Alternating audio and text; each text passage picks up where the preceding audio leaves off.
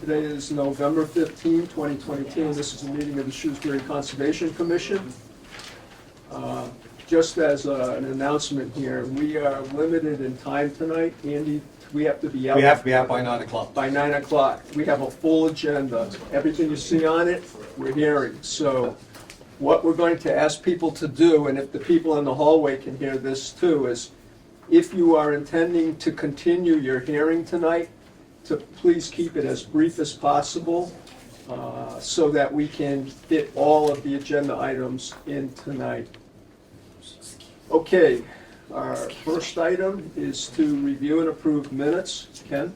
Chairman, I make a motion, we approve the minutes of January, February, and September 2019. Do we have a second? Or rather, any discussion or a motion? Do we have a, yeah, does somebody want to second that? Second, and then Okay, you're and calling let's have for a discussion. discussion. Okay, Okay, all right.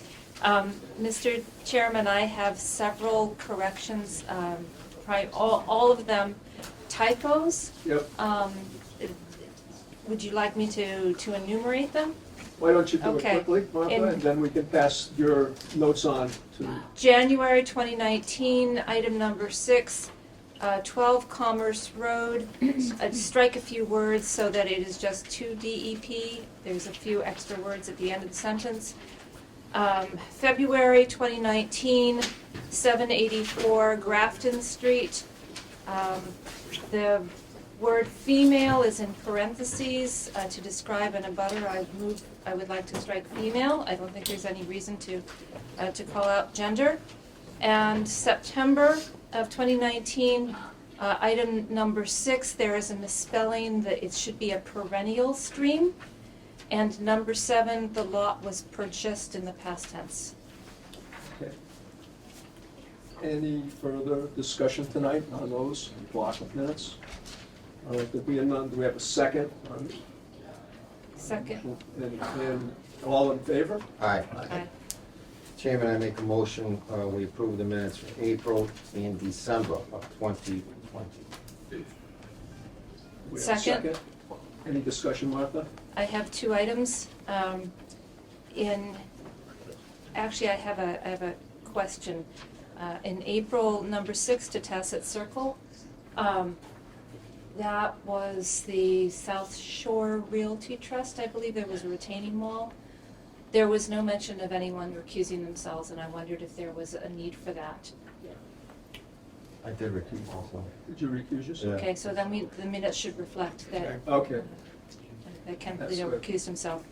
And in December, 20 Whitney Street should read determined by the lack of ... that's it? That's it. All right, any other discussion? All in favor? Aye. Aye.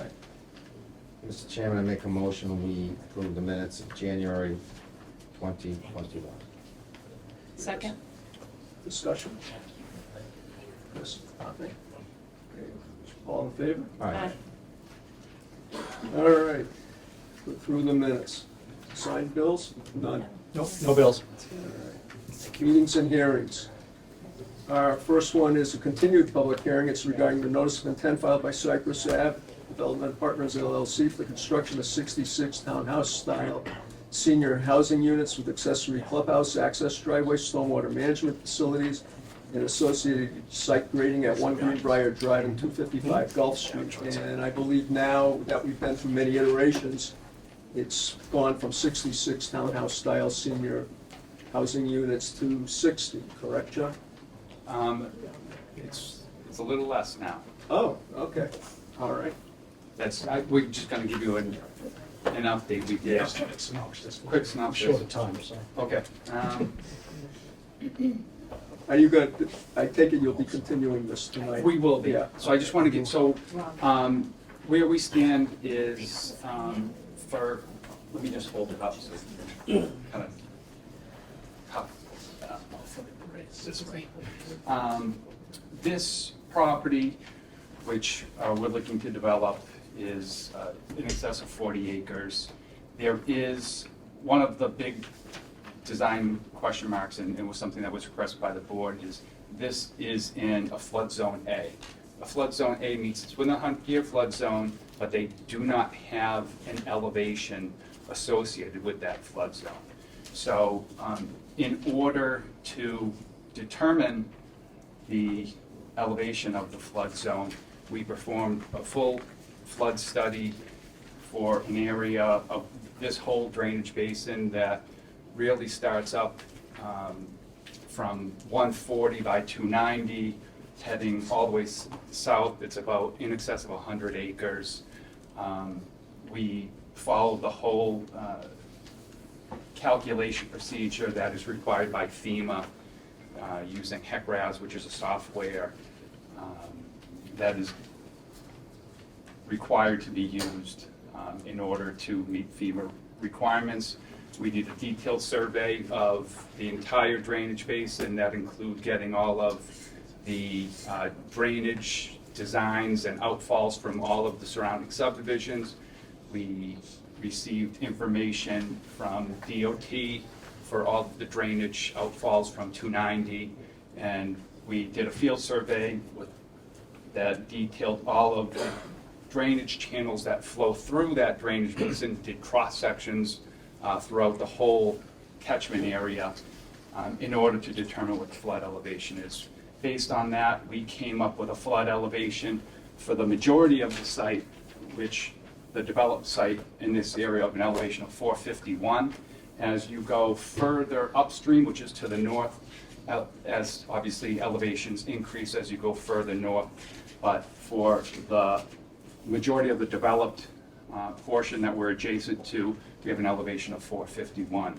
What that required us to do, as you can see, we have a hatched area here, which is off-grading adjacent to our detention basin. At the lowest portion of the site, there is some area that within the flood, 100-year flood zone here, and in order to accommodate for that, at 1-foot elevations as required, we have flood storage where we're excavating out adjacent to that. So at 1-foot intervals from elevation 451 to 452, 452 to 453, 1-foot intervals throughout the site, we're compensating for that. What we were also able to do, because obviously when you're doing flood storage replication as well as wetland replication, you're cutting trees. So we were able to take a central portion right here, and so that we're not cutting trees to account for flood storage and then cutting trees to create wetlands. We have an area right here where we're creating both flood storage and wetland replication, so there's less disturbance adjacent to the resource area. And also the redesign, as you said, we originally had 66 units that included development of 12 units in this area. As we stated at the last hearings, we are not touching any of this area, which is in excess of 5 acres. So this is going to be left as open space, not touched at all. The other modification we made with this revision is we pulled some of the grading away. This is the highest point of the site at the southwesterly corner. We pulled some of, as you can see, pulled some of the grading away from there. And twofold, that allowed less disturbance, less roadway because we shrank the width of this loop road, and we reduced the unit count by another 7 units. So we started at 66, we went down to 60, now we're at 53. And this, a lot of that also, there were some comments from the planning board staff that they were looking for us to make it a little less dense. So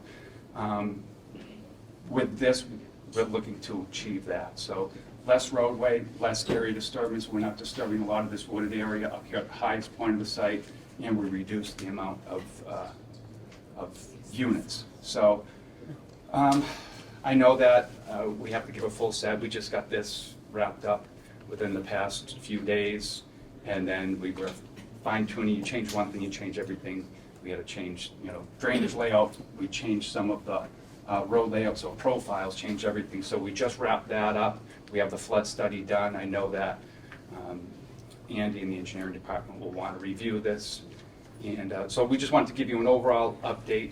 We think we've been able to address a lot of the concerns and hopefully head to the finish line with this one. Can you give us a little bit of an update on the utilities, the potable water? I know you were talking about maybe having to do a booster station, and you do have on-site septic, correct? On-site septic in this area, which was sized appropriately for all 66 units. And we did testing in there with the Board of Health. It's all sand and gravel in this location, so we don't have any issues with that. We are bringing in municipal water, looping it around. I need to circle back with Andy. Ted Howard? Yeah, Ted Howard. I think it was marginal, and some of that was for fire flows, I believe. So now that I think we're pretty close to a final layout, we'll close the loop with Ted Howard on that. Just, would that be, if it does go to a booster station, would that be a below-grade vault, or would it be above-grade structure? I know in other projects that we've been involved in where they actually didn't even have municipal water, they had wells.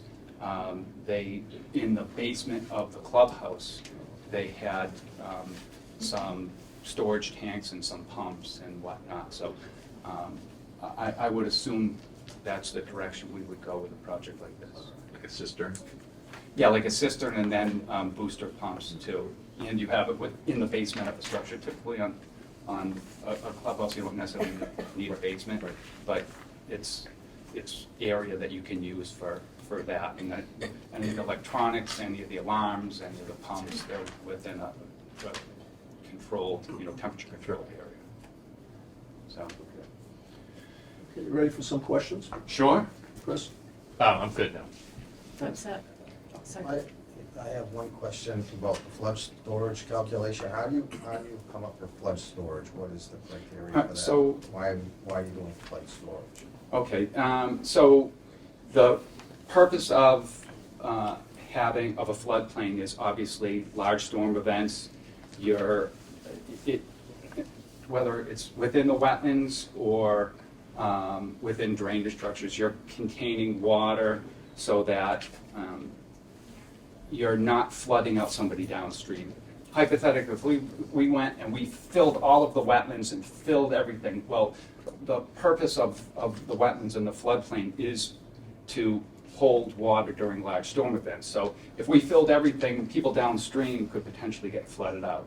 So in instances where you are filling areas that are within the flood zone, what you're required to do on a foot-by-foot basis from elevation 100, if you're filling in 1,000 cubic feet from elevation 100 to 101, you have to provide in 1 foot increments the same in another area within the same drainage basin. So it's making sure that you provide the same amount of flood storage on site that it is being lost. It's basically the gallonage you're taking away with the fill You're has to giving. be provided with the gallonage, Exactly. providing on a 1 foot basis. And at the same elevations. Yes, So at you the can't dig out fill in at elevation 100 and say, oh, well, we're gonna give you more flood storage at elevation 105. Yeah, It has to be at the same elevation ranges, so you get the same volumes at the I'm same. gonna ask you hydraulic link too, you gotta just dig a hole. So. Yeah, that's Right.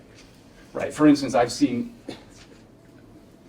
people say, oh, well, we're digging out a detention basin, and at those elevations, so we have that volume in the detention basin. Well, the detention basin is dammed up from being connected to that, so it doesn't, you're not It's not providing. linked. It's not linked, you're not providing. So is the square footage of the volume that you're replicating that more than what It's you're more. filling? It's more. Right, what's the percentage? It varies from elevation to elevation. At the higher elevations, and I think we're in some instances we're like almost 10 times. It's just the way that It's just the way that it worked. And that's all part of the flood Well, study it's report? the or what- flood, no, What triggers that? the That's- I don't flood know. report is only to determine the flood zone elevation. In our design plans, in areas that we're doing grading, like this off-grading by the detention basin, in our design plans that obviously are before you, we are saying, okay, we're digging out an area adjacent to that. This is the area and the volume at this elevation, and these are the areas and volumes that we're replicating or providing that storage. So that's not part of the flood study. The flood study is only determining the flood, the one in here, flood elevation. The design plans detail how we're making sure that we're not decreasing that. No second. Martha? No questions. Andy? No, obviously, we'll just need to review it, and then are you gonna update your wetlands vegetation form to with all the new areas, flood storage and stuff? Yes. Okay, Yes. so we just get that in a narrative, what's changed, and then we'll start reviewing it. If you Okay. have any questions, we'll I figure need it out. a mirror here. Does anyone in the public have any questions? Go ahead, Chief. State your name and address, please. Gene Budnagan, 201 Gulf Street. That is showing right now on two different parcels of land. That's correct. So is one buying out the other, or what's going on with that? They're being combined into one parcel. So the two separate parcels, what Gene is saying there, there's an interior lot line right here. Right now, there's a landlocked piece on the southeasterly side, and then there is this, like, L-shaped piece that is part of, I guess, one Greenbrier. So these two parcels are being combined into one parcel. And usually that's done through, I think it's 81X. We do an A&R. Yeah, an ADR. So we're not changing lot lines, we're just combining two into one. Just one follow-up quick one. So all those people are gonna be subject to floodplain insurance? With those No. other- They're not? No, because the elevations of any of these units are well above the floodplain elevation. It's strange, because mine is in that range, and I've got floodplain insurance. Is your house is not within it? The land is within it, so the house is subject to floodplain Oh. insurance.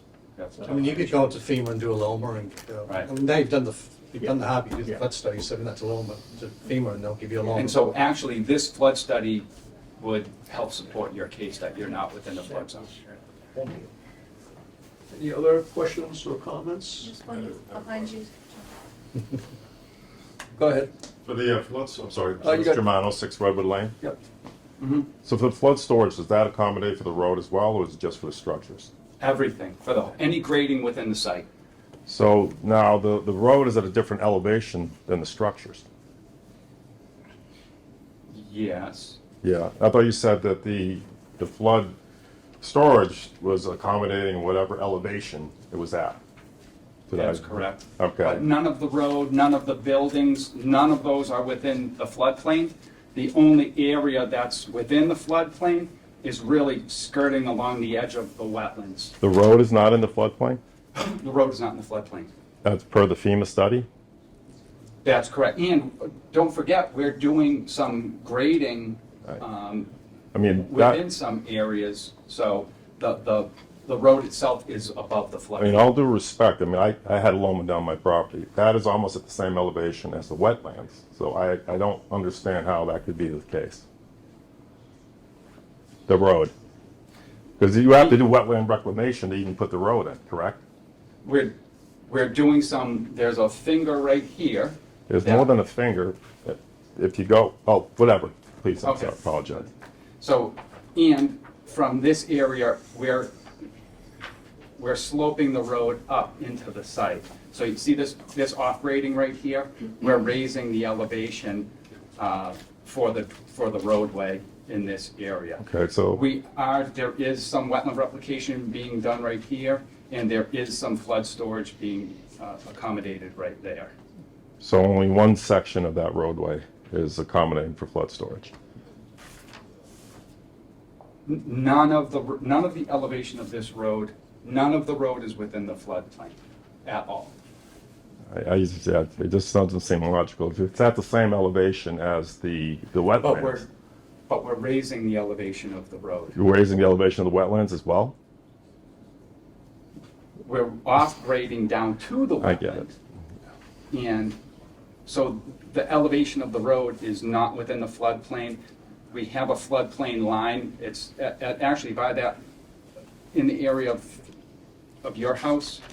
Yeah. The elevation of the floodplain jumps up because it goes from 451, then it's 452, then up from here, it goes to 453. So the existing, I can't read it because it's kind of small, but we are doing a little bit of flood storage replication there. But the road as designed is, none of the road, none of the units, none of it is within the floodplain. It's really just off-grading at the perimeter, and And we're you- accommodating for that. And you're only doing, you're doing that flood storage only on one perimeter, not on the other perimeter? So you have it on the way it's shown right now, it's on the left-hand side. Because that's the lowest part of the site. Okay. So then you are somehow accommodating for the flow across the whole entire construction to feed into that site? I don't understand your question. Well, I guess, it's, gravity says, goes downhill, so the water's gonna start at the highest elevation of the site and then flow out to the floodplain, Flow right? to the south, which ultimately, Okay. the water goes under 290, off-site, southeast of the site. There's a Yeah. culvert pipe under 290 that flows further to the south, under 290. I mean, most of that is two to one grades, right? When you look at that construction, where the elevation is, where the right-hand side of those structures are. So those are 2-to-1 grades No, going. we have 3-to-1 slopes behind these units. And to the right of that? 3-to-1 slopes, and here we have, To the right of that? where to the right of where? To your right, My right. all the way to the right there. Those, Right here? what are those elevations? Oh, this is up at the highest parts of the site. We have a 2-to-1 slope at some of the higher portions, then we have a 10-foot. So those are 2-to-1 slopes. Right, Now, so that listen, section, Hang on, right? hang on. Yeah. We have a 10-foot wide level area, like a flat, like a plateau, and then we have a 3-to-1 that goes and meets grade behind these units. So this is Okay. the highest point of the site. We're sloping this down, creating pretty much plateau, and which it does step with some of the units because some of them are walkouts. And then on the low side, we're sloping it down towards the drainage and towards the wetland. So we have a pretty significant elevation difference between from high to low. So we're sloping it off, plateauing it, sloping it off. None of this is anywhere close to being within a floodplain. Any of the floodplain is pretty close to the wetland elevation. In some areas, it's a little higher. So you're gonna have to do, when you do the grading, right, are you gonna have to do any fracking as part of that? Fracking? Fracking, when you grade that, well, you still have to do that study, right, as far as how you can prepare the site? Is, because there is Are a you lot of talking- ledge and a lot of structure, and like a lot of grading that happens, correct? There were test pits done in this area of the site, and they went down with just a rubber tire or an excavator. I And they would- went down 10-plus feet, and they didn't hit any ledge. I'm sure they're gonna hit some ledge out They're there. gonna hit ledge, right, so we can walk through the site and we will see There's- ledge, right? Absolutely. They are gonna hit some rock weather. They're big boulders. I know that there was a lot up on the high side of Cypress. Yeah, I mean, right at the before corner you of get to my the high school, property. And yeah. they had boulders the size of Volkswagens, a pile of them, Yep. as big as this room, if not bigger. So there are some large boulders out there, whether they have to blast or whether they have to hammer.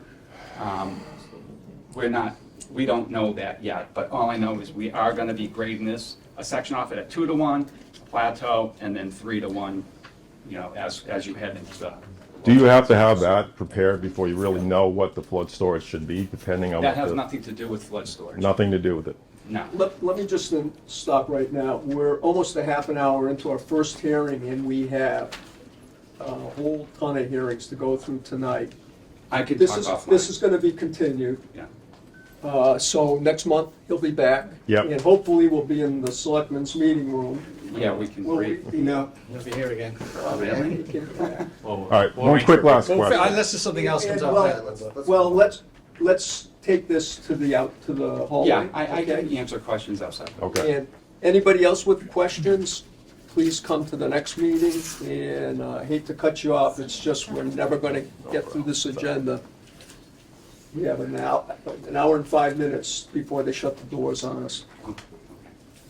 All right, so we will continue this hearing. So, yeah, I'll Yes. find out. Just, I know we don't have the selectmen's room, so. Okay, we will continue this hearing until our next meeting. Andy, December 20th is the third Tuesday. Correct, yeah. We're not being bumped, are we, on that? No? No, I know we kind of have the selectmen's room, but I'm still trying to figure out what room we'll be Yeah, in. but there Hopefully are, next- but there are certain times we're not on the third Tuesday. Yeah, But, no, they did tell me they needed it for both of them. for like- okay, so December 20th is the Okay. next meeting date. All right, thank you very much. All right, Thank thanks, John.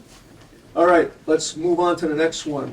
Quickly, we have a continued public hearing regarding the notice of intent filed by 658 Boston Turnpike LLC, 118 Turnpike Road, Suite 200, South Rural, Mass. To develop a site for a car dealership, including the alteration of wetlands and construction of 2 wetland replication areas at 658 Boston Turnpike. Do we have? Here they come. James, Actually, did you- in the center of the I circle? would set up in there, probably. Yeah, you could. Okay. Did you hear the warning, James, about time? Okay, be brief. Real brief.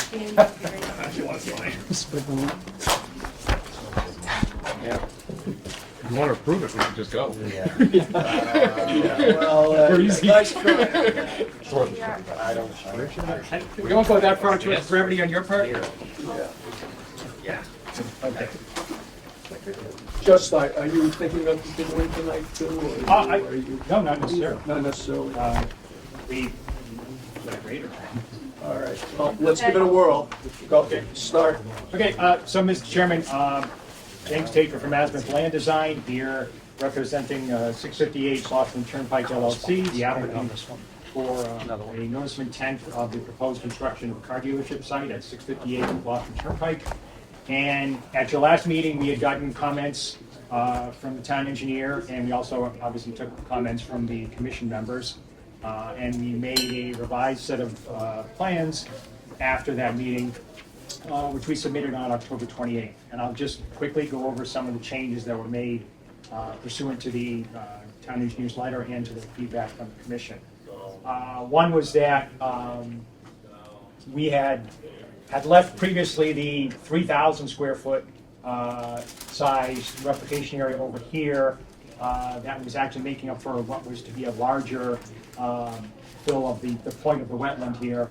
And it was remarked by the commission members that, you don't need to go that much, and you're actually putting the abutter Lamoli next door, some of their work in the yard within the buffer zone, and why don't you cut it down a little bit from that? So we dropped that down to about 1,500 and change, so it's about a 2-to-1 still ratio of this replication to just a point of this wetland being filled. Mr. Truman's letter had several comments, and I'll just try to go through quickly.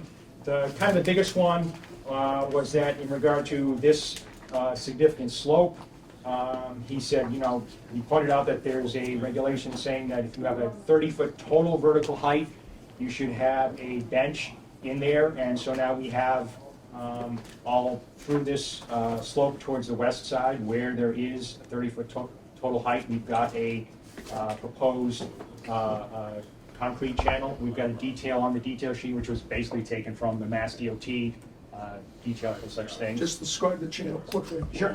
It's just, you're going down to 2-to-1. then Yeah, you're gonna- I realize that, but what's the width of this Oh, concrete? I believe it's 3 feet. It's 3 feet with a 6-inch total depth. Okay. And this is actually still relatively flat. It's going to run out to where the head wall is discharging here. It's going to follow the same riprap / pad down. Let's see some of the other changes. It's terrible when you go from the light. Snow removal where you're going to stage that? Yeah, it's especially snow storage off, we're gonna have an area off the end of pavement here, because this septic system isn't gonna be nearly this big. This initial design of the septic system was for, back when we were still looking at the possibility of there being condominiums on this site, and this was actually for as much as like a 5,500 gallon system, with, even if you say 30 employees, which is probably way overdoing it, you'd have about a 500 gallon system.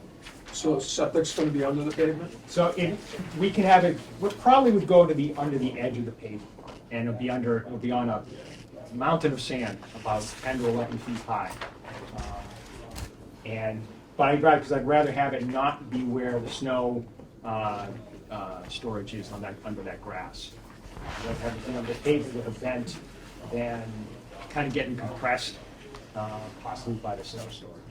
Again, just show me where the pavement limits are. Sure, pavement limit is the gray, Okay. and grass is green. And where's the septic, which, The septic is actually, it's hard to discern, but it's a rectangle shown under here. okay, so the septic system, leach field's under the pavement? Yeah, and it's actually gonna, as I say, this rectangle that you can more readily discern on the better scale plans is actually gonna be much smaller than that. This was for a potentially up to 5,000 gallon system, Okay. it'll be a fraction. Gotcha.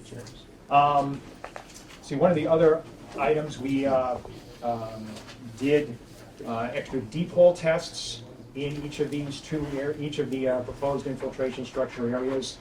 So we actually had a loamy sand material here where the septic system is. Both of these were kind of on the borderline of being a loamy sand or a sandy loam. We call them both sandy loam, so it's probably going to be mildly conservative. That the design will probably get a little better infiltration than actually is being said in the design.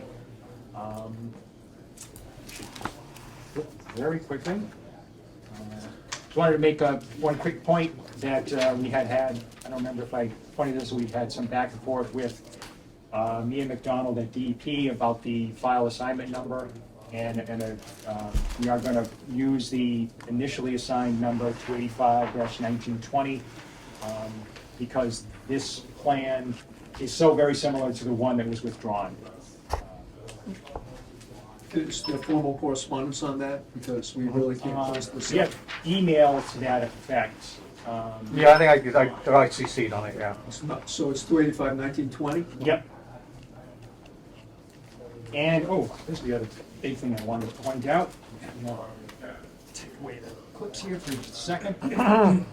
One of the town engineer's other big points in his comments was asking, because this is such a significant earthwork site, for us to give some much more significant detail about phasing of grading and progress of grading. And so we added 2 plans to the set called interim grading plans. This is one of them before you at the same scale with just a little bit of coloring by me to show.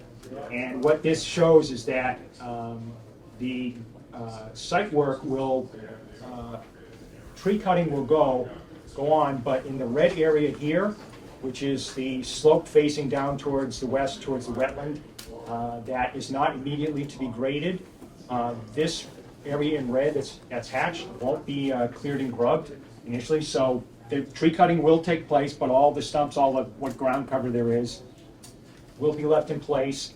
And the initial work will be to do retaining walls, leaving a very large temporary settling basin here, which is close to the natural low point. And it's actually, again, just quickly, we've got a notation, 17,000 cubic feet capacity, and the contributing area drained to it is actually 1.6 acres. So it's way over actually the stormwater management standard of 3,600 cubic feet per acre. And also, I'm going to flip to the next page because you only just get the edge of this one. Another large temporary settling basin in this area, south of the existing peak of the hill.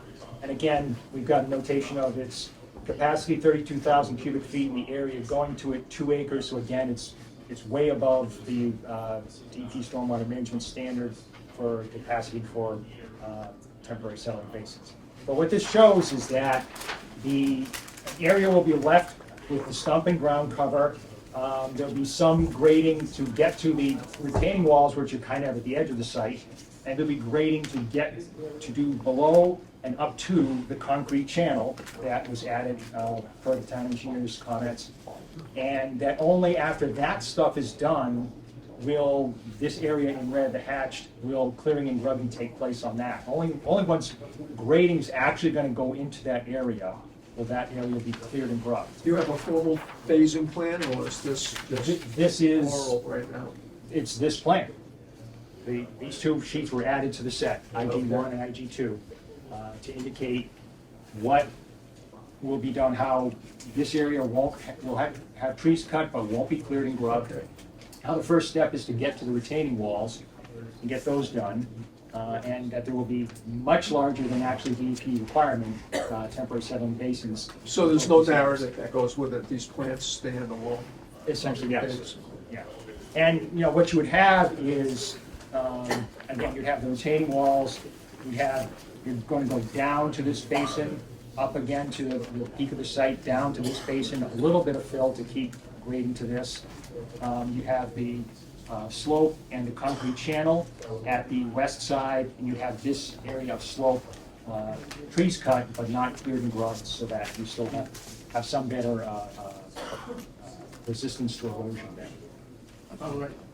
Deep holes for infiltration, Yeah. did you, We did those.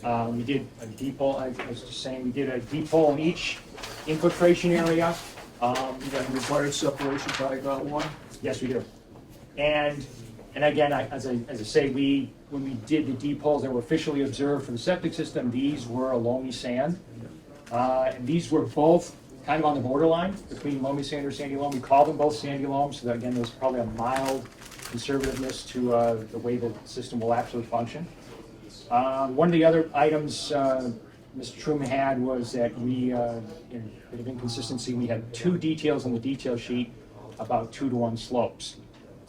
We just have one, but we made notation that because you have a site with obviously some boulders, some rock, because there may be some material created through crushing, et cetera, that would be suitable for use on a slope. We said we would not riprap slopes facing towards either the South Meadow or abutters or the abutters on Cherry Street, but they could place stone on the 2-to-1 slopes facing towards the emergency access drive, and the piece, I actually named a certain flag, wetland flag, it's about A24 and up. So I think we clarified that point. I think it's reasonable because they are going to create some stone on this site, and I don't want to make it be a stone slope facing towards folks. Let them have something much better looking than that. One last thing, the parking up on the upper part, up to the wetland, what did you do there, anything? Well, we had reduced it from the initial submission in February, which was actually 3,000 square feet of alteration. We reduced it to just 760 feet at the very point of that wetland. So the pavement actually is on the wetland line. Right there. Yeah. So Well, what there's a retaining wall right there, is what there'll be there. The retaining wall sticking above the pavement at all, or to keep trash and all from? Yes, but just 2 feet. It's not. Okay, um, well, let's start with some questions, quick. Chris? Do you have any detail on lighting? We actually have a photometric plan in the set. I'll- Yeah, sorry. And what it shows is obviously, as typical for a car dealership, there's going to be heavy light in the display area, but it doesn't spill out to the abutters on either Cherry Street or South Meadow. Well, What about the wetlands though? The lighting of the wetlands? It's not into the wetland. Again, the wetland on this site is the green line here. This was flagged by Ecotech. And down there, there's no wetlands to this side or this side, or over here to the emergency traffic. So, Have you seen any of these letters that were submitted to the Conservation Commission? No, I haven't. They raise some good concerns, perhaps you could, Okay. you could get them. I don't Yeah, know, absolutely, I can scan them in. And have them maybe answer some of these questions, he brings up. some- Yeah, I mean, there was some from about it, and then we got one actually from, I think, one of the This is- Association hired an engineer to Right. review it. Some of them mirrored mine, but he did bring up some good points too. So maybe you could address these questions, and maybe you already have, but at least address the concerns of the. Sure, I. You haven't seen them, so maybe we'll give them to you, you can just Okay. address them for the next time you come in. Sure. Anything else, Karen? I just want to make absolutely certain that the light will not impact the neighboring residential areas, either through the types of light that you use or where the light is positioned. Putting the business very, very close to residential areas is a huge impact. So I think it'll be really neighborly to consider the impact of the business. Sure. And again, Those there's a residences. photometric plan in set. I can't speak to the exact, when you say the exact type of light, I have confessed. We sent this out to the lighting engineer. I could not off the top of my head tell you what exactly is the wattage, et cetera, color, et cetera. But I know he was tasked with understanding that the air display in front here is going to have to be, very well lit, but that you couldn't have any intrusion off the edges. All set? Thank you. Yeah. Andy? Yeah, I think most of my comments were addressed. The only one is, it's the fire protection. Obviously, as you know, there's no water to this site, so I don't know what you're doing for fire protection. Because you're gonna need some kind of system or something for the site, so, I mean, you're just showing a well, but obviously that's not enough to find a fire with, so. Right. Let's figure out where that is and what size it is. Okay. Yeah. I mean, we still have entertained the notion of working a deal with perhaps one of the butter and making a water connection. Okay, But we will, if that is not done, we will give you information as to cistern size and location. So that, and then just following up on the lighting, is it gonna be on a timer, do you know? I mean, obviously it doesn't need to be fully lit. I know yeah, another dealership down the road, they dim it down at night for just the security levels. They don't leave it. I would assume, but I can't say that. Okay, I mean, it's more planning, more question than conservation. Anything? Yeah, I think so, yeah, and they've addressed most of See my if comments, anyone- so. Anyone in the public? Yes. Yes. My name is Russ Parkman. I represent the South Meadow Condominium Trust, and I have one of the letters that was submitted. Your letter is the one that we were talking about a few minutes ago. Yeah, so, yeah, I don't know how many more letters were submitted, but I just, since we have the letter, I don't need to read it in full. Yeah, In the it's interest of November time. 14th. Yeah, Okay, yep. So I'm that's just the gonna one go we'll over. get over. Yep, to the you want me to go over I'm gonna go over the summary points to Um, maybe talk about a little bit Super tonight? quick, I think, basically, we're gonna continue this hearing. I can't see us closing it tonight. So, is it possible we get the letter to the consultant, let him review it, and at our next meeting, come and we can discuss how he's addressed it? Yeah, Okay, you see the agenda, we have 45 minutes now to get through this. We have some, perfectly fine. okay? Thank you. We'll get him all the letters, actually. Yeah, some of us, a lot of us have come and some, I'm hoping some of us can raise some concerns and make some comments. There's a large number of Yeah, unit I mean, owners if you in get South just a few minutes, I have to get through some of these. We have some Board of Health issues here with failed septic systems, and they are gonna close the library at 9, and we have to get through this because we're not gonna meet for a month. You'll have another opportunity in a month to express all the concerns, but if one of you wanna get up and quickly just, are you the person? Maybe two of us? No, well, just go ahead. Time is short. Let's go. Okay. Well, my name is Lynn Joliker. I'm an abutter at 31 Old Maxfield Road, so I own my townhouse Right. directly across from the southeastern end of the proposed development. So we were going to hear from Russ Parkman, who's an environmental engineer, Right. raises some significant concerns in terms of, your mandate, your purview under the Wetlands Protection Act, and I'm sure you will address. And I'd like to touch on some general themes, but first, I just want to say that the proposed development, as proposed, does not seem a responsible use of this land and a responsible consideration of the wetlands, the woods, and the abutters. As proposed, this will result in the decimation of 9 to 10 acres of trees, damage to wetlands, and harm to the habitats and the wildlife that are in those wetlands, which are already being encroached upon in a major way all over the area. And we definitely have concerns, many unit owners, all unit owners at South Meadow, about the impact of what's done to these wetlands, impacting the wetlands on our property. We have wetlands in the middle of our property, at the entrance to our property. They're all over the area.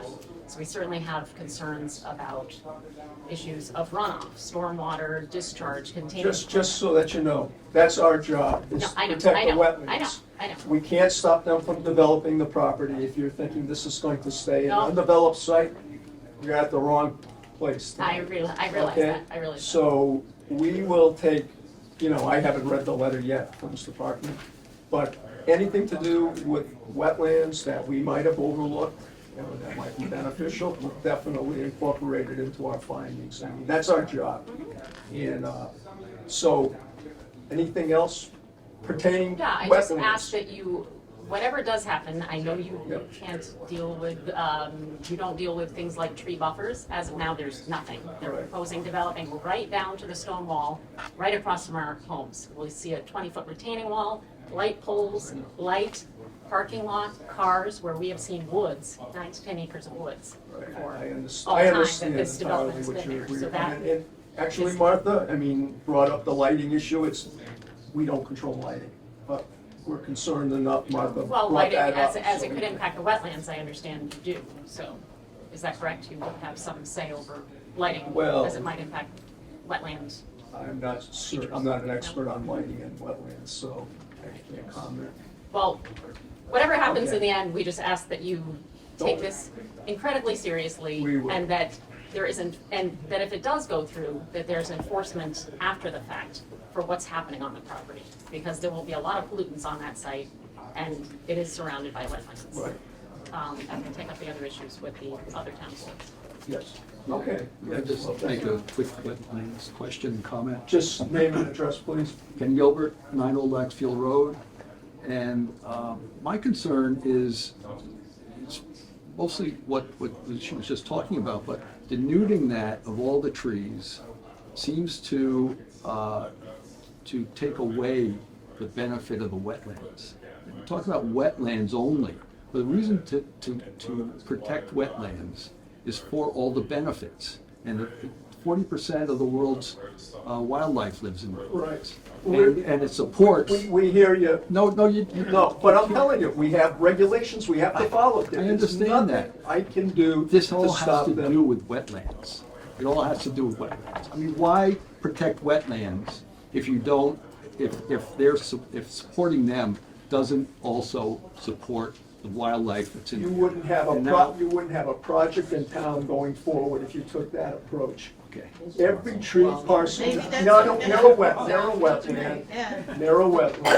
you can make that same argument. And we have a defined set of regulations we can operate under. We can't just make up rules and stop him from developing. So we hold him to the highest standard, to the regulations that this commission has to enforce. Trees within 100 feet of the wetland, if they're so important that they should remain, we might have some say into it. But beyond the 100 feet, we have zero authority, nothing we can do. I mean, I would love to say we could go further because we're environmentalists. But that's the way the regs were written, and if we went beyond it, they'll appeal it, and the court will step in, and they'll just push our findings aside, and then they'll go to very basic regulations. So you have to be very careful. But, okay, So 20 passed, I have, how many now? 1, 2, 3, 4, 5, 6 more hearings to get through tonight. God help us. I'm Gloria O'Dell, Yes. 17 Old Knoxville Road. You have an impossible agenda to get through. I understand. And it wasn't our doing, it wasn't our doing. But we need to have more time to hear from the residents And next you- meeting, not 10 minutes. I understand So that, I you need to apologize. allow us time. I apologize tonight, it has nothing to do with this commission. They took the selectmen's meeting away from us, and we scrambled to just Yeah. have this meeting But tonight. I want your assurance, next Oh, time the yes. residents will get to speak and Well, answer our well, questions. what Andy said, we're back in the library again, we've been bumped again. Yeah. So we have to be out of here by 9. I hear So, your pain, I do. You know, so But we'll here's do our yours best, but for next meeting. we won't close it until we hear from everybody. Mr. Chairman, I ask that you please continue this hearing. You to the have next got it, meeting. James, and our next meeting is December 20th. It will be in the library as far as we know at this point in time, unless something changes. Yeah, I've been Sorry. said. We're gonna try and get it John, at 7. it can't start earlier than 7, right, or 7:30? We can start whenever we want, as long as I publish it, I just don't know. Yeah. Okay. Well, yeah, we may be able to bump the starting time up next month. This was the only time they let us in, 7:30 tonight, so. Sorry. All right, sorry, guys. Thank you for coming. Thank you. Thank you for coming.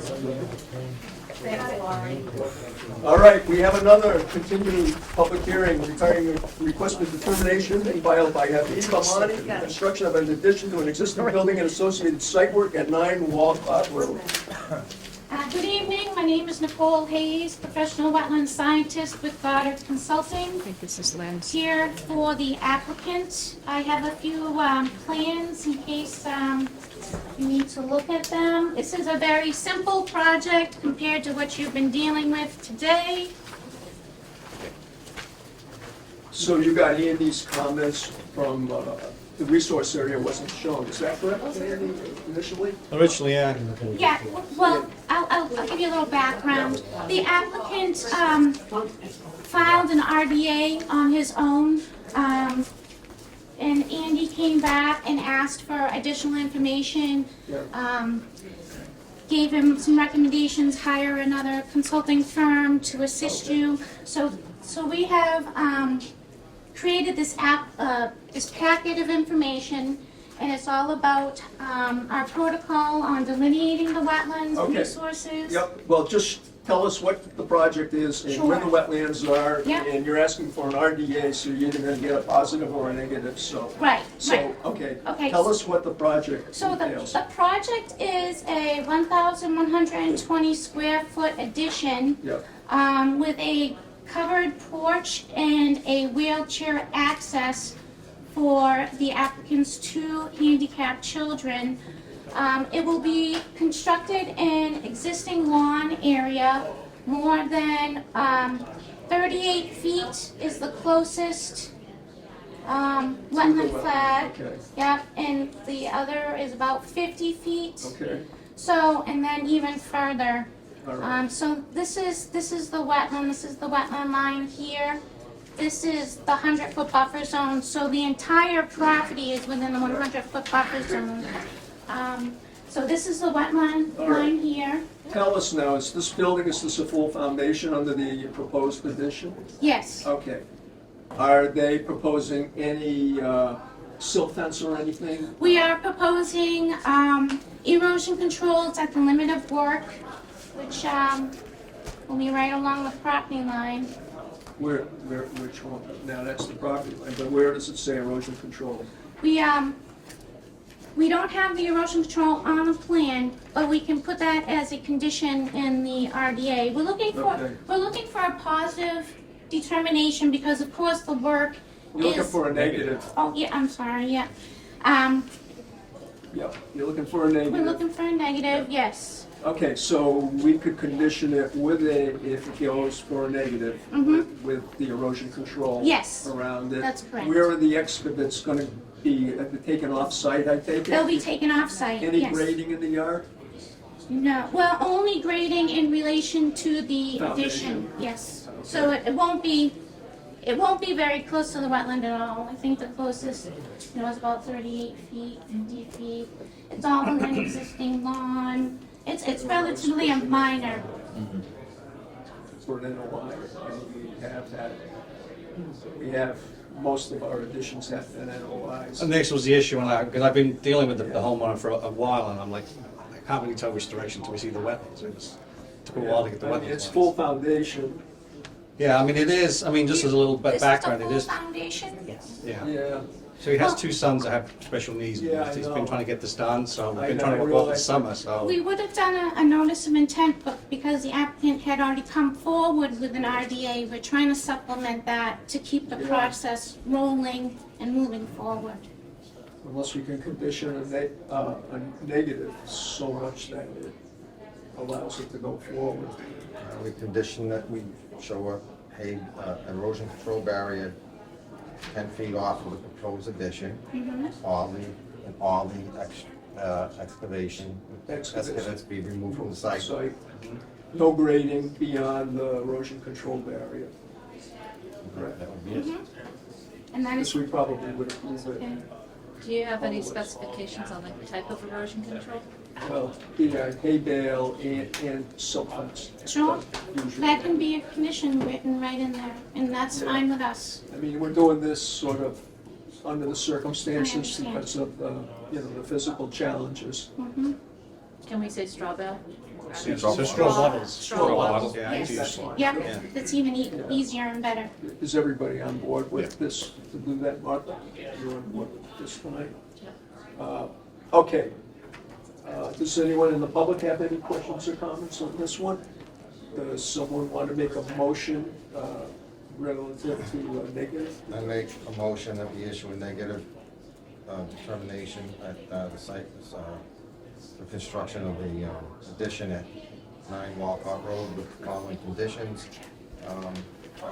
Erosion control barrier of a straw wattle and silt fence be placed 10 feet off of the foundation. You want to give them 15? 15 feet off of the foundation, and all the excavates be removed from the site. And anything else? No, well, I said no additional grading. No No additional grade. grading, No, yeah. no. Beyond The erosion. the erosion control barrier. Okay, we've got a motion, any discussion? Do we need a second? So, get a second? Second. Okay, any discussion? All in favor? Aye. All right, you got your Great. negative? Great, thank you very much. Yeah, it's gonna have conditions, Yep, so, that's no problem. okay, Yes, thanks. thank you very much. Thank you very much. You're welcome. Appreciate Yeah. it. Thank you.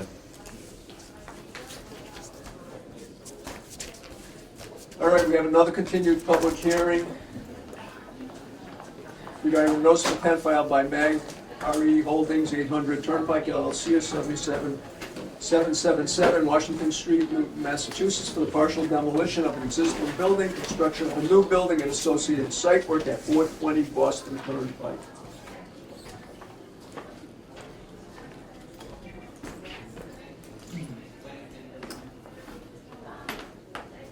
Good evening, Garrett Horsfall with Philly Engineering Group, I'm also joined by John Crandall with McGovern Automotive, John Rockwood, our weapon site addition Ecotech, and Julie Starzinski representing Florida Core, one of the proposed tenants of the building. Since we last were before the commission, we've done some plan changes in coordination with Andy and Jeff Walsh, Graves Engineering, as part of peer review from the planning board, as well as dealing with departmental comments. The main focal point has been dealing with the town stormwater regulations. Due to existing high groundwater conditions, determined from test pits, to comply with the town's stormwater regs, we proposed treatment through phosphorus removal through Fabco cartridges.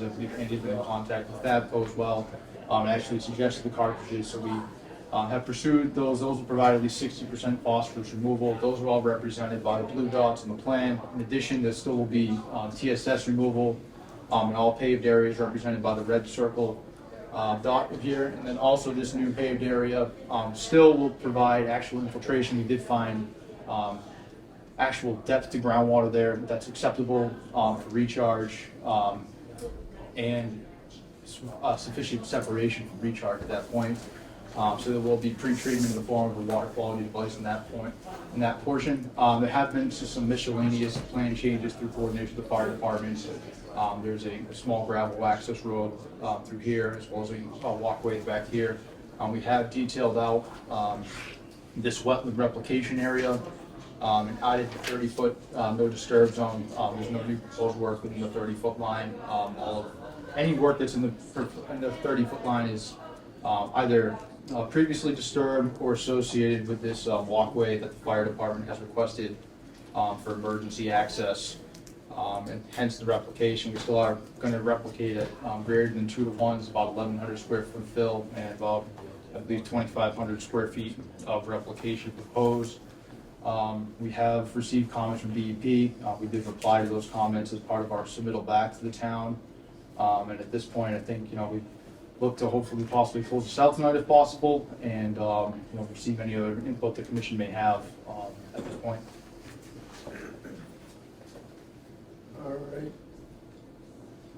Andy, why don't we go to you first? Oh, yeah, I mean, I think the biggest thing was the storm drainage. To say we've been working, to come up with some kind of alternative way to meet the stormwater standards, and actually the town's going to use this as a program for using these new cartridges. So I think that was the biggest thing. I think we only got the plans on Friday, so I haven't looked at them, but I think at this point it's going to go through planning and get reviewed. So if we close it and there's something wrong, well, we'll just have to come back and open the hearing. Yeah, I know. I mean, I think at this point It's looking.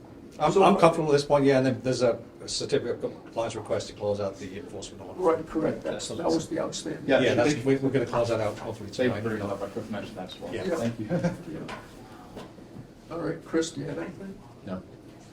What are these cartridges? What do they do? They're like, so they're made by Fabco, and they insert them into a manhole, and they basically treat, they do them for phosphorus, they do them for bacterial removal. They use them a lot in Boston, because Boston has a similar requirement for phosphorus removal, and sometimes you don't have the real estate, as you can imagine. So they sit in the manhole, they're almost like a water quality unit, so the water goes in through them, the first flush.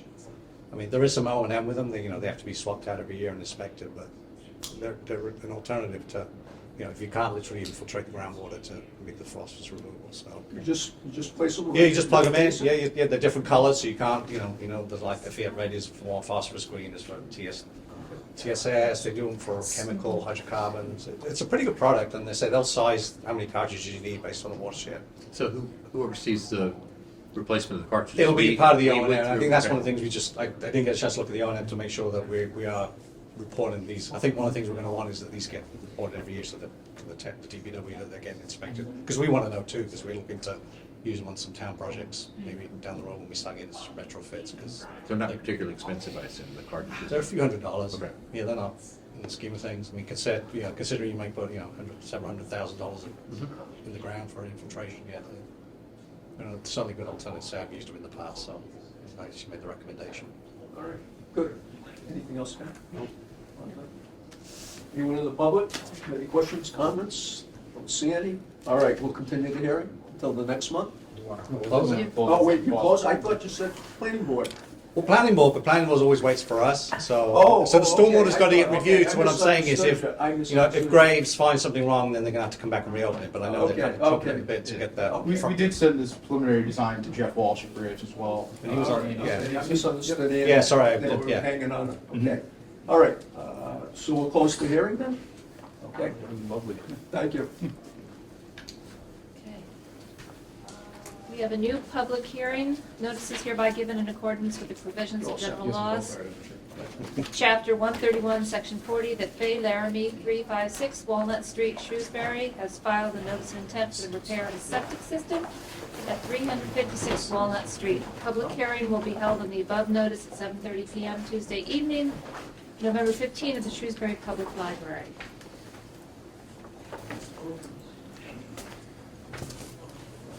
Hello, my name is John Savello, Savello and Associates. We're engineers in Marlboro, and we were hired to do a septic repair for 56 Walnut. Do you have the certified mailings? I do. I only got, would you like those? Yeah, yeah. I just want to make sure. I only got 3 cards back. Okay. Out of the 5, I think it was. I'm sorry. That's fine. Sharing. And those were the 3 green cards, and I have the mailing So slips. you have the receipts, that's probably more important, bit, so. Thank you. You're welcome. So the owner hired a company that did the soil testing out here for the repair, but they were unable to get a septic design plan done in any amount of time, so they called us, and so we were able to do it. So we used their soil testing, we did the topography of the lot, I did the delineation of the wet, and prepared a resource area evaluation report. It's pretty much a no-brainer on the wetland back here. When this house was built, whenever it was, I think it was in the early 60s, late 50s, is that right? I believe that some of this lot got filled in, and got filled in either right to the wet, or some wet may have been filled in, don't know, but the delineated line now is right at the bottom of the slope, and then it's a pretty steep slope. It's almost a 1-to-1 slope, and then right at the top is a chain link fence that runs around the top, and then the whole backyard is lawn. So the soil testing was done right where we have the system. The old system is the system that has failed, is just off the edge of this system. We're trying to stay away from the failed area, and we were able to make gravity feed to this system. We needed several waivers because everything is really tight. We have a well on our property that we couldn't make 100 feet on. We're 91 feet off the well, we're 47 feet off the wet. It had to go here because of several reasons. One was to be able to make gravity feed. It's right, the numbers are, man, there is no play in this. We are. No, you're there. Yeah, so just to, not to cut you off. Okay. But from distance from the wetland to the soil absorption system. Yes, 47.3 feet. Plenty, and you're behind the chain link fence. Correct. We're all in lawn. We have erosion control proposed right around. The whole construction area. Correct. You're removing the old septic tank? Correct. Okay. Is the old soil absorption system a leach field, or is it a cesspool? I do not know. I believe it's trenches, I believe. So you're just gonna leave them? Correct. We'll remove the tanks. So Correct. it's just crushing the tank or pulling the tank? Correct. Okay, gravity feed, Correct. and let's see what else. And we just made breakout grade on this slope. Yep, That was another tight. It's a squeezer, yeah. no, but it's the only place it could go. That's it, yep. All right, Chris, Is there a detail in here on the erosion control, what it is? Well, we have it up here in the Okay. corner. We call for silt fence. Silt fence, okay. I believe that they've already got the silt fence, or are in the process of putting that in, because we're kind of under the timeline here to get the system in the ground, so. you should back it up with wattles So just- Well, yeah, okay, I mean, they're usually a pretty fast process for these, and yeah. It's flat as a pancake, where it's going. Okay, add wattles, okay? Yeah, usually we do the double. Yep. Anything else, Chris? No, that's it. Yeah, So, Andy? No, I had a couple of minor comments, so we've got the updated plan in front of us. Yeah, I brought those plans, I made those changes that were requested, and No, that's it. yeah, that's for the hearing to be closed. All right, anybody have any questions, comments? No, we need to do this. Oh, this is. I need to do this. I've been doing. No, I understand, that's why I was pushing the agenda too. I know. because You gotta get it in before the ground freezes. All right, I don't see any further questions, comments, we'll close the hearing. Very good. Thanks. Thank you so much. Yep, Thank see you ya. very much. Yep, you're welcome, bye. Coming, Joe. Thank you.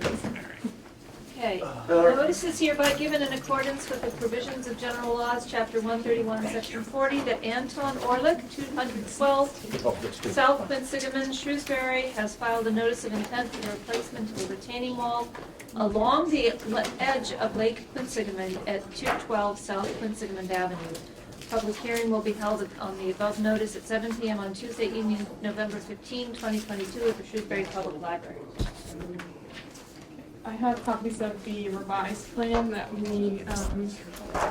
Yeah, this one, yeah, no, I- Change that yeah. was made is the 30-foot buffer zone is included.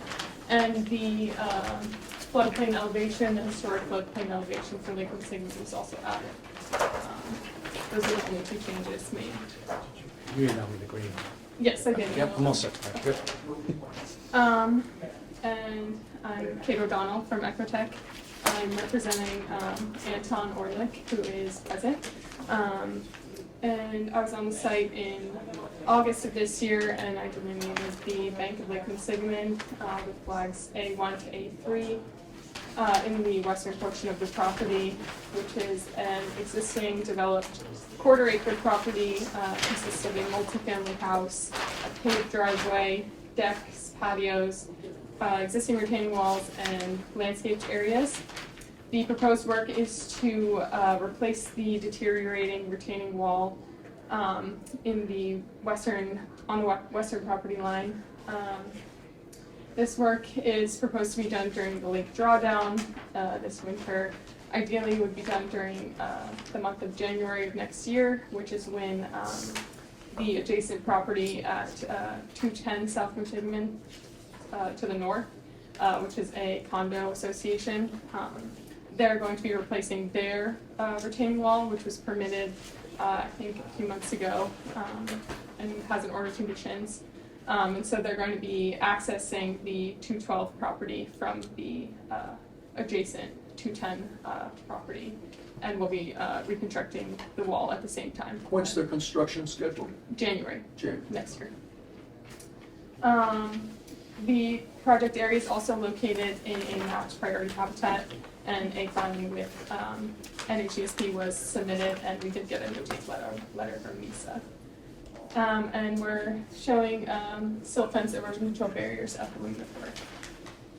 The old wall was just a block wall, a stone and mortar wall? Yes. That failed? Yes, there's photos of it. Yeah, it's photos in the, Yeah, the new wall is one of those pre-engineered Yep, there's a detail. walls, right correct. on the right. Yep. And the height of that, it does get rather high in a place, doesn't it here? I think that's an error. I believe. I thought it was like 9 feet or something, I saw it, it varies depending on, It does vary, but it was a, it says 3.8 feet tall yes, for all it's of about it. 3 feet. 4 feet, but it does That's all. say It's all. 369, but that's an error. But it says 4 feet. okay. So, Yeah, go ahead. you have it, has this been surveyed? You have, I'm working with a Yes, Kevin surveyor. Jarvis. And will he confirm? that That's it's- one of my, that's one of my. Okay, Yes, so it's we're- going to be We should have, confirmed? we should have it staked out, yes, so it doesn't creep. Yes, That was we're my hoping that recommendation. could be conditioned. All right, so we'll condition it Yeah. that it be surveyed prior to construction and after construction to confirm that it's in. Yep. Correct. So that it doesn't creep into the lake? Correct. Yes, because they have a tendency to creep. What do you do for any erosion control as you're doing the, you have to put the base in, put the wall, which is called the well link pad? Yep, there's a silt fence in the lake, Oh, but the okay. lake drawdown will be Oh, below that. there it is up there. Yes. This is all done under the lake drawdown area. Yes, this one. So the silt fence should be on dry lake bed. Yes. Chris? No question. you have anything else? No, I had a couple of minor comments which they addressed, so. All right. Does anyone in the public have any questions or comments on this hearing? All right, I don't see any, so we'll close the hearing. Okay, thank you. Thank you. The wall was designed by Gravestone. Graves, Your yes. Ecotech. Yes. Yep.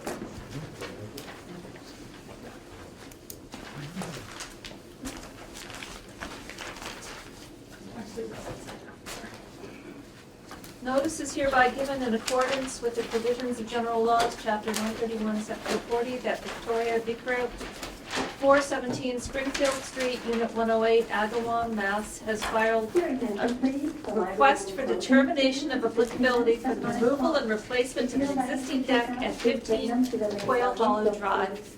Public hearing will be held on the above notice at 7 p.m. on Tuesday evening, November 15, 2022, in the Shrewsbury Public Library. Hi, I'm Victoria. I am hiring a sub to do the deck, and I received. Honestly, I don't know why I'm here because I'm just taking down a deck and putting up a new one in the exact same footprint. So if you can tell me Yeah. what it is you need Yeah. from me. I think I mean, I looked at the plan on, Yeah, so they pulled a building permit for it, so obviously they're putting in new footing, so there is excavation going on. if I remember, was this the one 75 feet? Yeah, this is the from one where, yeah, street? I didn't actually have any comments on it, even though I put a comment memo on it. So the deck's 75 feet, no tree removal. No cheer. No, I'm gonna put in some concrete piers. Yep. yeah, that was the only thing that triggered it, really. So you pull out the dirt from that, it should be taken away, or, you know, not spread out by the stream or anything. Chris? As long as the excavation is taken away. Yeah. Okay. Ken? Martha? I'm set. Okay. Thank you. All set. I'm all set, yeah. All set. Okay, this is a request for determination, so we have to take a vote on it. Ken, do you want to make a motion? Mr. Chairman, I make a motion, we issue a negative determination with the condition that all excess materials be removed from the site. Second. Second. Any discussion? None. All in favor? Aye. Thank you. Yep. The negative's good. Yes. Yeah, and I'll sign off a new building permit now, so. Okay. Notice is hereby given in accordance with the provisions of general laws, chapter 131, section 40, that Paul and Wendy King, 20 Stoneland Road, Shrewsbury, Mass., have filed a request for determination of applicability for the removal of dead trees at 20 Stoneland Road. A public hearing will be held on the above notice at 7 p.m. on Tuesday evening, November 15, 2022, in the Shrewsbury Public Library.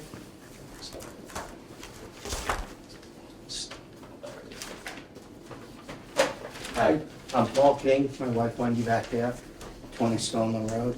I don't have any gradings for you or fancy signs, but No, it's pretty, We We did saw submit your it, though. It's pretty thorough. application was the best tree removal one I think I've seen in a long time. that's my wife. Uh, For all the arrows pointing to each dead branch on the Yeah, tree. yeah. I mean, Thank you. that's Some detail for That's you. some detail, yeah. So why don't you, in the sake of time right now, it sounds like your front on the lake.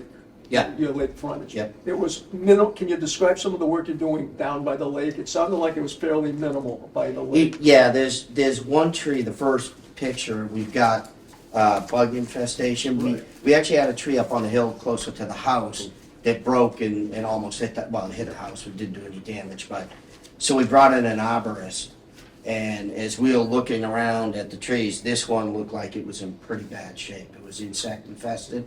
This one is down by the water, but we wanted to remove it before anything bad happened and it fell. And then we have another very, very large tree that is on the beginning of the hill, but it overhangs the water. And we're not taking the tree down, but there's a couple limbs that look like they're dead. There's one huge limb that's the size of a tree itself. And if it fell, that's like an entrance to one of the docks, so we wouldn't want to fall on anyone. And then the other ones are just trimming.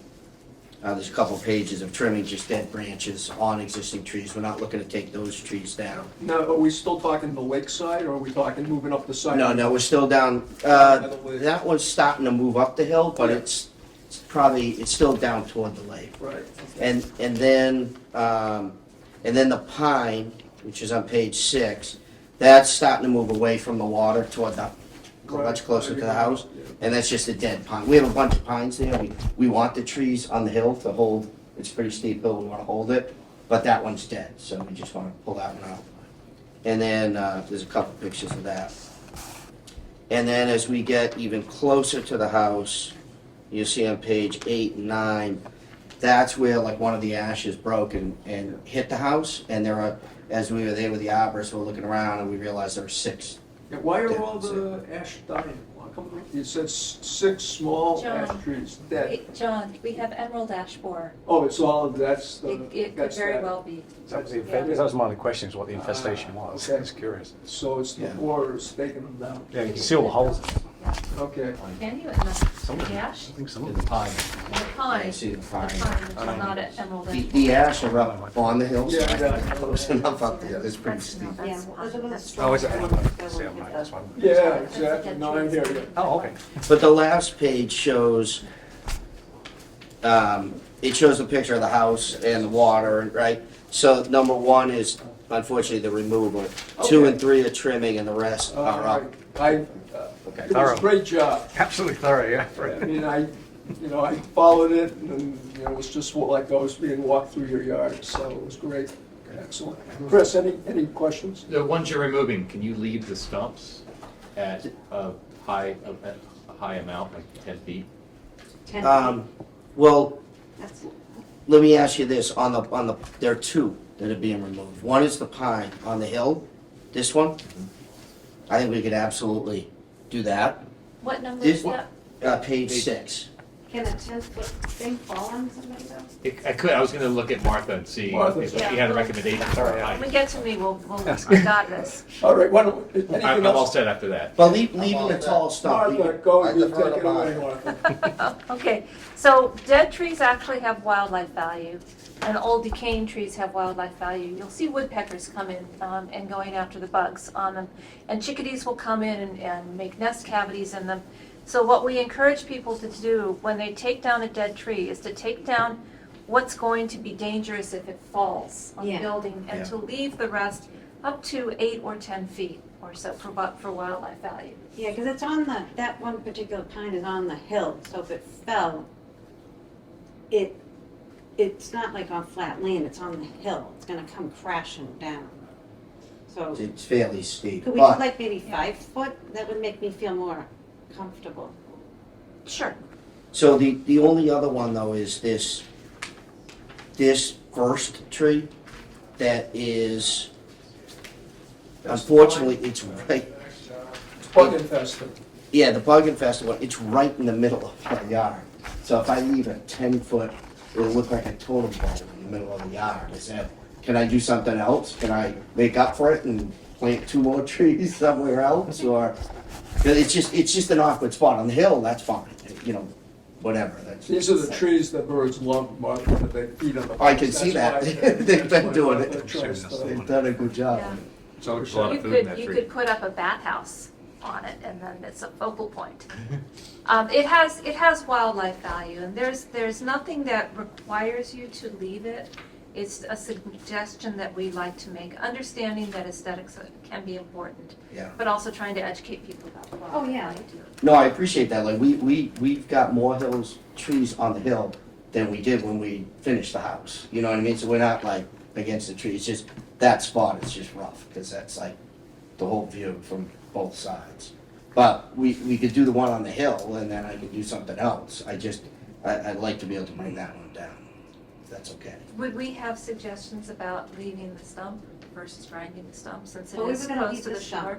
Okay. Because it'll hold the stumps. Yeah, we weren't gonna grind the stuff. Leave stumps, okay? Okay, Martha? Yeah, I'm all set. Okay, nobody left for questions or comments? All right, Mr. Chairman, I make a motion that we issue a negative determination for removal of trees, 20 Stolen Road, with the condition that the stumps remain, and if they could, try to leave out of the trunk standing, that would be appreciated. Up to 8 feet. Up to 8 feet. Up to, which means you can do 5. At your discretion. Okay. do we have a second? Second. Any further discussion? No? All in favor? Aye. So you got a negative, which is good. Thank you very much, and thanks for getting us in. I know that was tight. So. Yeah, We appreciate now it. we got to sign in the next 5 minutes. Yeah, all so we these just do this. things, so, All right. great, I know. thanks for hanging in there. Thank you. Yeah.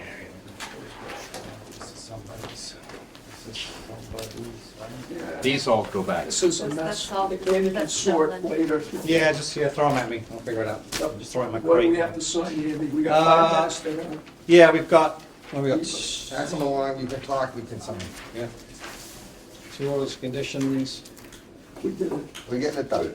Yeah, I know he meets here for Cherry Street, so I don't know if we can try and squeeze that in. We do that one now? Yeah, that's a certificate of compliance, that's the one we held last time, because it was, Okay. I think, because I know, Walnut was the Oh, one I that's had to. right, you're still here. Well, I think it was prudent, because I know say there was some stuff on the site that was, I think we should do that. Yeah, talk about it. do you want to come up? Yeah, I mean, we can talk inside. All right, Hamid Atani here with 52 and 54 Cherry Street, the certificate of compliance we submitted for. I know 1 month it got delayed, and last month there was some things when Andy came out and did the site inspection, they didn't match the initial plan that was submitted to the town. Specifically, there was some fencing that was put in, some additional retaining walls, and some plantings, which I believe were the 3 trees. And basically, I'm here to speak to those.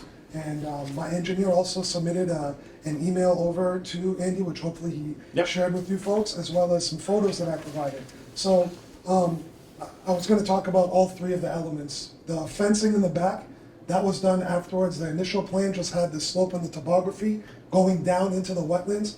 And actually, I came for 29 and 31 General Ave, and it had the same situation. And we asked for a fence, you guys asked for the boulders and the trees there, the arborvitaes, which this site had. And then we said, hey, the problem is at the top, the kids in the yards, and these are very small yards in both of those. At Cherry Street, it's a huge drop off. So protect the bulb, we said, hey, can we put up a fence? And you folks were amenable to that property to do black chain link 4 feet.